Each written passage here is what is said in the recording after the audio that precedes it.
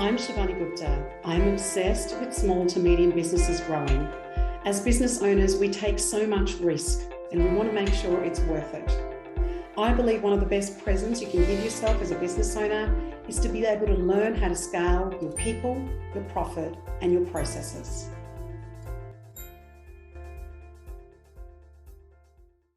Hello, everybody, and welcome to Grow Your Business podcast. My name's Shivani Gupta, and I am your host. A lot of people talk about this notion of leadership styles. Sometimes we talk about it in terms of Myers-Briggs or DISC.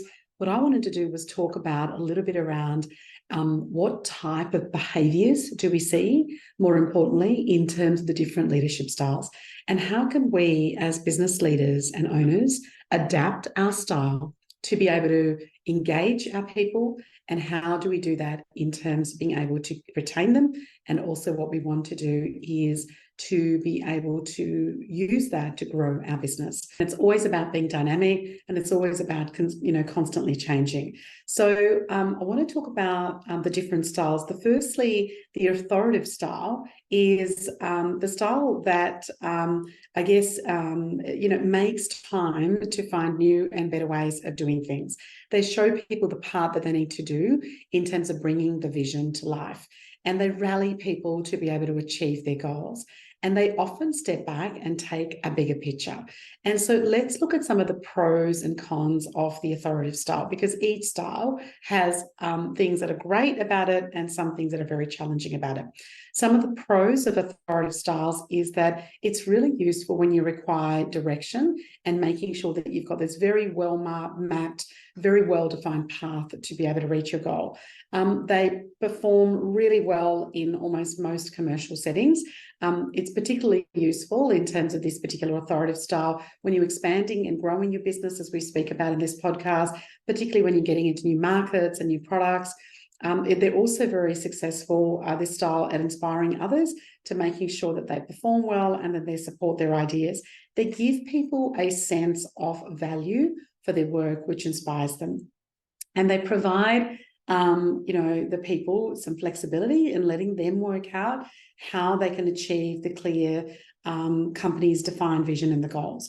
And so the con is that they're often less successful when they're collaborating with a group of experts, and sometimes people that have got a lot better and a lot more experience in them. And the reason there is because they're more of an authoritative style.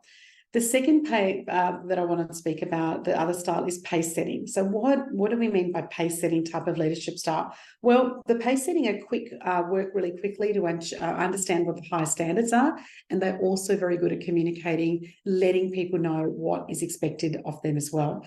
They're quick to point out certain weaknesses, often in people, but also the processes, and they demand that people work at a faster pace like them. And they're more likely to get employees and set them new goals rather than kind of stop. They want to kind of keep going in terms of, what occurs there. So there's some pros and cons in terms of, being able to work that out. And so some of the pros are they can function very effectively when individuals and the people in their businesses are very high competent, they're very driven, and they can take those tasks and be able to do that really well. They're really great for situations when you've got big goals to accomplish in a short space of time. And they're very helpful in scenarios where we require really quick decision-making, which we often do in businesses, particularly, things that require a lot of intensity. The con is that that particular style, the pace setting, can be really only maintained for brief setting of time, because otherwise your people and your businesses start to get burnout. And so we want to make sure that managers and leaders in our team who might be reporting to you, or if you're that manager and leader, you're able to make sure that you do it in pieces and parts where we can really get some things done very quickly, but otherwise you want to not be often going at that pace. And I can relate to that part, particularly under stress. I can be sometimes, pace setting under stress. The next style I want to talk about is affiliative. The affiliative leadership style is really when we put people first. We focus on building that really strong relationship, and we also want to have people under that style that develop a lot of trust. We want to make sure that there's processes always in place to be able to support their teams. And we want to create teams that are on the lookout for each other around that. Now, what are some of the pros and cons of that? Well, the pros are that this approach is really great when there's a lot going on and there's potential for a lot of conflict. The other pro is that this style really develops trust and great at building solid teams and the relationships within that team. The workers and the people in your team really get that vision. They really tied into that and they're inspired by that. And individuals often feel more creative and more comfortable when they're actually trying new things. But what are some of the cons? Well, sometimes seeking consensus all the time avoids some of that disagreements and difficult choices that we sometimes have to make as business leaders and owners. And when relationships sometimes take over everything, sometimes the tasks get left down and the workers kind of people are questioning, well, what is kind of my purpose in here? And that can be a little bit lost in there as well. And when you sometimes just need to get things done and there's very tight timeframes, this style can sometimes not achieve that. And so when there's urgency or when there's a crisis, it may not be the most, appropriate part in there. The next style that I want to talk about is democratic. So democratic, as we talk about democracy, they listen first, they act second. This style always encourages people to work together. They want to make sure that they solve problems by getting people together, making sure that there's some level of consensus before they deal with that. And they want to make sure that everybody's voice is heard. They don't try and impose their own decisions and views first, and they try and make sure that nobody is kind of dominating meetings, which is a really important part in terms of being able to do that. Now, what are some of the pros and cons? Well, the pros are encourages people to take charge of their projects. There's a vested interest in the project, and that is more likely to exist.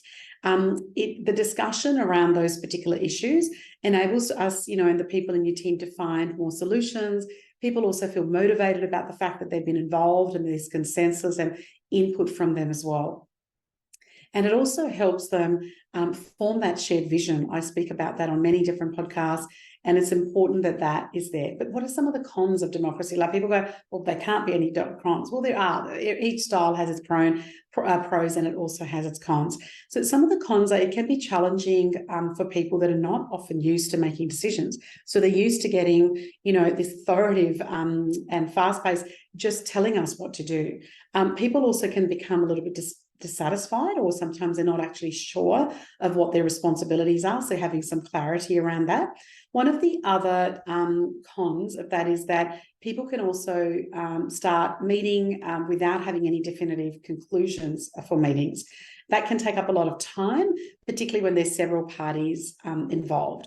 So workers that are poor communicators, where people sometimes also feel that their managers are excluding them.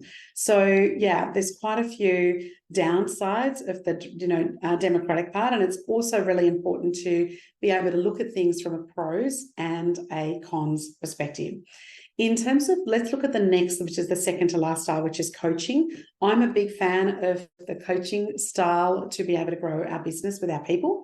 And this is one of the things, whichever style you have, which we need all of as business owners and leaders, this is the one I keep saying to people, let's keep coming back to that particular style. So in coaching, one of the things we want to do is recognize people's strengths and weaknesses. We want to support people's personal and professional development. And we want to be able to delegate people to give constructive feedback on what's happened. And we want to encourage people to look at their long-term goals, but we want to also look at how they can actually get there as well. So let's again to look at the pros and cons of this particular style. The pros of a coaching leadership style is that it encourages people to take responsibility for their performance. It fosters a culture where people are willing to offer criticism to one another and are supportive of one another. And we want to make sure that there's constant communication fosters relationships where they can effectively convey the goals and the expectations. It's also really great for people's skill development, and it really helps their long-term performance. It has a lot of positive term impacts on your business, and it also creates, for business owners and leaders, it creates time for you. But what are some of the cons? Even though this is one of my favorite styles of leadership styles, there are some cons to this style as well. If you've got people that are inexperienced and they lack the necessary skills, it doesn't lead to great outcomes. It's also not very helpful when you need to get things done quickly, or there's crisis, or there's some very stringent time objectives to be able to meet. And you also, to order kind of micromanaging, we've got to have, feedback that's got to be encouraging and constructive.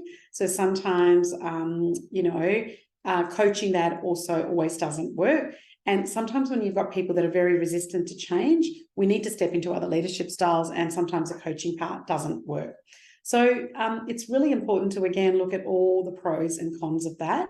And the last part and the last leadership style that I want to talk about is coercive. Now, that doesn't sound like a very nice word, but there are some pros and cons to that. But let's just talk about what coercive leadership style looks like. Well, coercive leadership style give out a lot more orders. They tend to take charge, and team members know exactly what they need to do and what tasks they need to complete. And they will make decisions without always consulting the team. So what are some of the pros and cons of this particular style? Well, the pros are it actually works, helps the people get very close supervision and guidance. It's very, very successful when there's a crisis or an emergency and things need to be done very quickly. It's helpful when we're trying to rush deadlines and get things done for our customers or our suppliers. And it also allows the leader to demonstrate their expertise and step into their expertise and share that with their people as well. But there are some cons there. The first is that it can also really put people out, and it can annoy a lot of your people. It may inhibit innovation. It also can prevent people from taking initiative, because they're like, well, you just tell me what needs to happen and I will actually just do that. It also gives sometimes people the impression that, they don't have any independence and they're going to kind of feel a bit controlled, and it can really lower their motivation in terms of what they do. So the idea of this podcast was really to give you these different styles, what it does. There are some details in this podcast, but also the blog and the topic for this week. And so what you want to do is to be able to look at where perhaps you are spending a lot of time and look at the pros and cons of that, and often then be able to balance out some of your leadership styles in what you do. I hope that this was helpful to give you some insight into your own self and your own leadership styles, but also for some of the key people that you have. If you've got any questions, please know that the business is called Ask Shivani. Please go to askshivani.com, pop in a question on the contact form, and I'd be more than happy to answer that, or to have a podcast that is perhaps dedicated to that particular topic when there's enough people that write in about it. And if you could take a moment to review and rate this podcast on Apple, that would be so greatly appreciated. Thank you so much for tuning in, and I look forward to sharing with you more areas that can help you grow your business.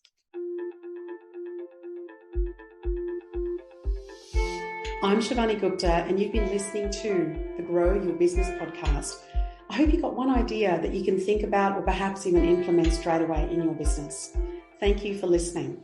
Follow me on Facebook, Instagram, and LinkedIn under Ask Shivani. Remember, I call it Ask Shivani, so please send me your questions that I can address in this podcast for you. And I would also so appreciate if you went to the Apple Podcast to rate and review this podcast.